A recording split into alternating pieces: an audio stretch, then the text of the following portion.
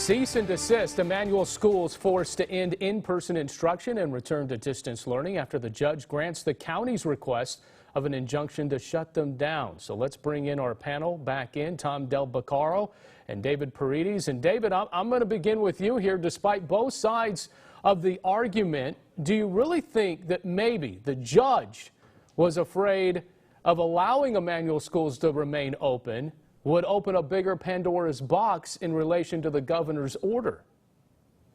No, I definitely don't think so. I don't think it's an infringement on religion to shut down these institutions. Just because we are shutting down all sorts and parts of this economy doesn't mean that it's really limiting our freedom to anything. We're still free to practice our religion at home, and we can do it without having to be in person with each other. And so I don't think that the judge was afraid at all. I think he was doing the right thing.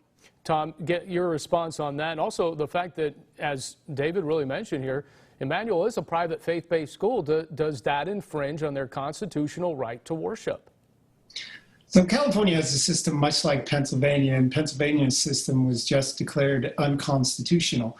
The reality is in California, under Government Code Section 8558, in order to have all these controls, the crisis has to be beyond the control of the services, personnel, equipment, and facilities of the county.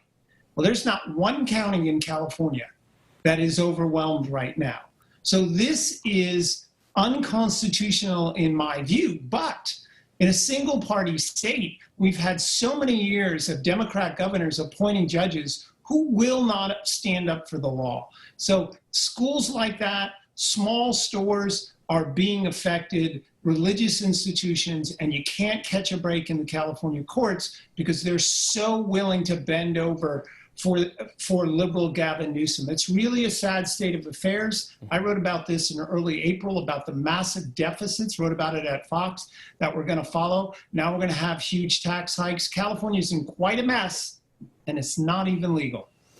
Well, I want to move on to this, though, because we saw explosive interviews, books, and a big defense by President Trump. When Bob Woodward's book sparking this big firestorm of controversy, do you believe, and David, I'll start with you, do you believe President Trump's reason of not wanting the public to panic and downplaying the pandemic, is that going to sit well with voters? Oh, definitely not. As we mentioned earlier, this is one of the most important elections of our lifetime. And for him to downplay the coronavirus pandemic is going to leave an impression on voters. It's completely irresponsible for a sitting president to say something like that and to have such a base of supporters who are going to go out and not socially distance themselves, who are going to rely on a vaccine that won't be coming for quite some time, that might not even be as effective as we think. We know that masks are the most effective thing, and to just even see Trump without a mask at multiple public events is very shameful, and I think the American public are going to respond to that come November.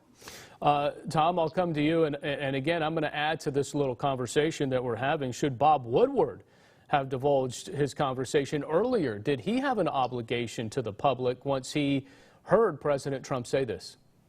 I'm not a fan of Bob Woodward, never have been. He doesn't have an obligation as a reporter. He's not a public official. I will say this, Trump has hit yearly highs in approval ratings despite this. Why is that? First of all, he's had a very ambitious plan related to this. Few people know that the fiscal year budget in the federal government was supposed to spend $5 trillion. You know how much it spent on COVID alone, which was unbudgeted?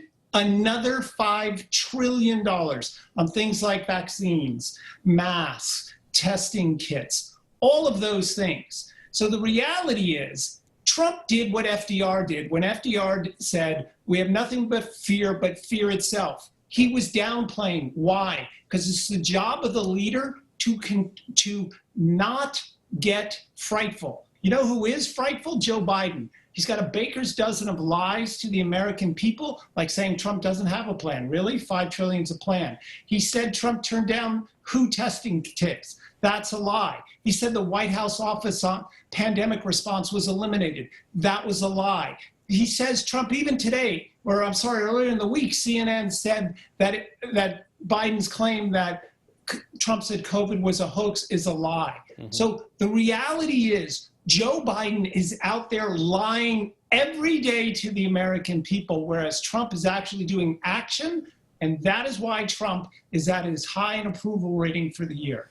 Look, David, I don't think David, Joe Biden is my favorite candidate, but definitely, as we have seen Trump in office, not taking action, actually lying to the American people, does do harm to our country. When we talk about his approval rating and the economy, you can care about that. I'm going to care about the approaching 200,000 deaths because of the coronavirus pandemic and what Trump has done and said since the start of it. All right, we're out of time, guys. What a spirited conversation. Tom and David, we appreciate the time. Be safe, and can't wait to have you guys back here on Sunday Morning Matters. Appreciate it. Thank you. All right, up next, a rescue mission gone viral and presidential. It's our tweet of the week.